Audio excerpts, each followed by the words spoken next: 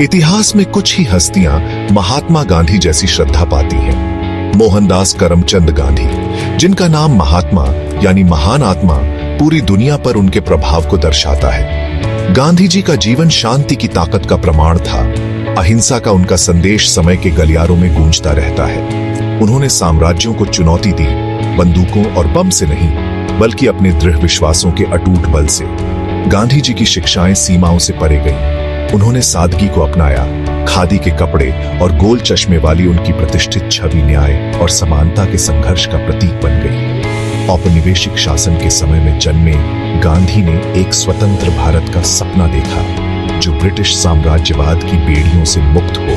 हर परिस्थिति में गांधी आशा की किरण बने रहे, दृढ़ता के प्रतीक हमें याद दिलाते रहे कि विपरीत परिस्थितियों में भी सत्य और अहिंसा से सज्जित मानव आत्मा में जीतने की शक्ति होती है। ये कहानी है महात्मा गांधी की, उस इंसान की जिसने अपने सिद्धांतों की ताकत से एक साम्राज्य की नींव हिला दी। भारत के राष्ट्रपिता बनने का गांधी जी का सफर दिल्ली की भीड़-भाड़ वाली गलियों या गंगा के किनारे से बहुत दूर शुरू हुआ। यह दक्षिण अफ्रीका में था, नस्लीय भेदभाव की उथल-पुथल के बीच, जहां युवा वकील मोहनदास गांधी को अपनी आवाज मिली। एक रेल यात्रा की घटना उनके जीवन का एक महत्वपूर्ण मोड़ साबित हुई। गांधी फर्स्ट क्लास का टिकट होने के बावजूद सिर्फ अपनी नस्ल की वजह से ट्रेन के डिब्बे से जबरदस्ती निकाल दिए गए। इस अनुभव ने उनके अंदर एक आग लगा दी, अन्याय के प्रति गहरी नाराजगी और समानता के लिए लड़ने का दृढ़ संकल्प। यहीं पर उन्होंने सत्याग्रह का अपना दर्शन विकसित किया, प्रतिरोध का एक नया तरीका जिसने सत्य, अहिंसा और सविनय अवज्ञा पर जोर दिया। गांधी की रणनीति में अन्यायपूर्ण कानूनों का विरोध करना शामिल था। हिंसा या आक्रामकता से नहीं, बल्कि शांतिपूर्ण प्रतिरोध से अपने कार्यों के परिणामों को गरिमा और साहस के साथ स्वीकार करते हुए। उनके तरीके उस समय भले ही कट्टरपंथी लगते थे, उल्लेखनीय रूप से प्रभावी साबित हुए। 1915 में दक्षिण अफ्रीका में 2 दशकों से ज्यादा समय बिताने के बाद गांधी भारत लौटे, एक ऐसा देश जो ब्रिटिश औपनिवेशिक शासन के बोझ तले दबा हुआ था। दक्षिण अफ्रीका के उनके अनुभवों ने उन्हें एक वकील से एक अनुभवी कार्यकर्ता में बदल दिया था। उनका दिल अपनी मातृभूमि को आजाद कराने की तीव्र इच्छा से भरा था। उनके आगमन पर गांधी का प्रशंसा और संदेह दोनों के साथ स्वागत किया गया। निडर गांधी भारत की लंबाई और चौड़ाई में एक यात्रा पर निकल पड़े, जनता से जुड़ते हुए, उनकी शिकायतों को समझते हुए और उनमें आजादी की लालसा जगाते हुए। उन्होंने उनके दिलों से बात की, उनसे अपना डर छोड़ने और अहिंसक प्रतिरोध की शक्ति को अपनाने का आग्रह किया। गांधी की वापसी भारत के स्वतंत्रता संग्राम में एक महत्वपूर्ण मोड़ साबित हुई। उनके नेतृत्व में कांग्रेस ने सत्याग्रह को अपनी मुख्य रणनीति के रूप में अपनाया। अहिंसक आंदोलनों की एक श्रृंखला शुरू की जिसने ब्रिटिश शासन की नींव हिला दी। भाग 4, अहिंसा मजबूतों का हथियार। गांधी के दर्शन के केंद्र में अहिंसा का सिद्धांत था। हालांकि गांधी के लिए अहिंसा केवल शारीरिक हिंसा का अभाव नहीं थी, यह जीवन जीने का एक तरीका था। सभी जीवित प्राणियों की पवित्रता में एक गहरी जड़ें वाली आस्था। यह किसी भी जीवित प्राणी को शारीरिक और मानसिक रूप से नुकसान पहुंचाने से बचने का साहस था। गांधी का दृढ़ विश्वास था कि हिंसा प्रतिशोध में भी इस्तेमाल की जाए तो और हिंसा ही पैदा करती है। उनका तर्क था कि असली ताकत आक्रामकता का सहारा लिए बिना अन्याय का विरोध करने के साहस में है, नफरत के आगे घुटने टेके बिना दुख सहने में है। गांधी का अहिंसा का दर्शन उनके आध्यात्मिक विश्वासों में गहराई से निहित था।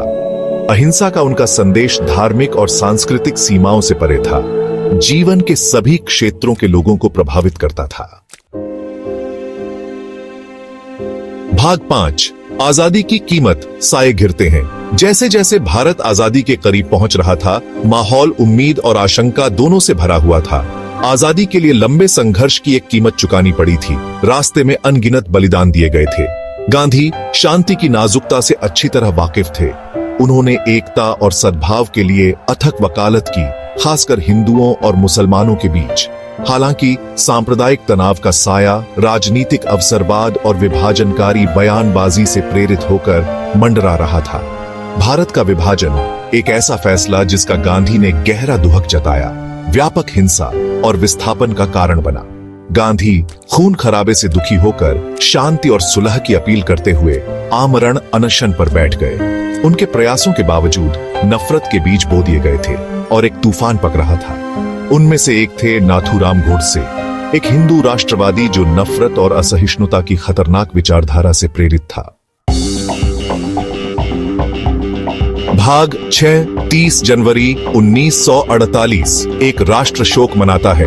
30 जनवरी 1948 की शाम ने भारत पर एक लंबा काला साया डाला। जैसे ही सूरज ढलने लगा, दिल्ली के बिड़ला हाउस पर एक गर्म चमक बिखेरते हुए गांधी कमजोर लेकिन दृढ़ अपनी शाम की प्रार्थना सभा के लिए तैयार हुए। वो अपनी भतीजियों के कंधों पर टिके हुए मंच पर चले। सभा के बीच शांति की एक तस्वीर। एक युवक नाथूराम गोडसे भीड़ में से निकला, हाथ जोड़कर गांधी के पास आया। एक श्रद्धापूर्ण मुद्रा जो उसके अंदर पनप रहे अंधेरे को छुपा रही थी। पलक झपकते ही 3 गोलियां चली, शाम की शांति को चूर चूर कर दिया। गांधी नजदीक से चलाई गई गोलियों से जमीन पर गिर पड़े। उनके चश्मे उनके बगल में गिर गए। बिखर गई शांति का एक मार्मिक प्रतीक। गांधी की हत्या की खबर से पूरी दुनिया में सदमा फैल गया। वो व्यक्ति जिसने अहिंसा का प्रचार किया था, जिसने एक राष्ट्र को शांतिपूर्ण तरीकों से आजादी दिलाई थी, उसी नफरत का शिकार हो गया जिसे मिटाने के लिए उसने अपना जीवन समर्पित कर दिया था। भारत जो अभी भी विभाजन के जख्मों से जूझ रहा था, दुख में डूब गया। भाग 7 एक स्थायी विरासत, महात्मा की रोशनी। महात्मा गांधी की हत्या एक गहरा नुकसान था, सिर्फ भारत के लिए ही नहीं बल्कि पूरी दुनिया के लिए। उनका जीवन सत्य, अहिंसा और मानवता में अटूट विश्वास की शक्ति का प्रमाण पीढ़ियों को एक ज्यादा न्याय संगत और दयालु दुनिया के लिए प्रयास करने के लिए प्रेरित करता रहता है। गांधी की विरासत भारत की सीमाओं से बहुत आगे तक फैली हुई है। दुनिया भर के नेताओं और कार्यकर्ताओं ने मार्टिन लूथर किंग जूनियर से लेकर नेल्सन मंडेला तक गांधी की शिक्षाओं से प्रेरणा ली। सामाजिक परिवर्तन के लिए एक शक्तिशाली उपकरण के रूप में अहिंसक प्रतिरोध को अपनाया। शांति, प्रेम और करुणा का उनका संदेश आज की दुनिया में गहराई से गूंजता है, जहां असहिष्णुता, नफरत और हिंसा दुनिया भर के समाजों को त्रस्त करती रहती है। उनकी विरासत हमें याद दिलाती है कि असली ताकत में नहीं बल्कि अपने दृढ़ विश्वासों के साहस में है। सत्य और प्रेम की शक्ति में सबसे कठिन चुनौतियों पर भी विजय पाने के लिए अटूट विश्वास में है। जैसे जैसे हम 21वीं सदी की जटिलताओं से गुजरते हैं, गांधी की शिक्षाएं एक ज्यादा न्याय संगत और टिकाऊ भविष्य की ओर एक कालाजी रोड मैप प्रदान करती हैं।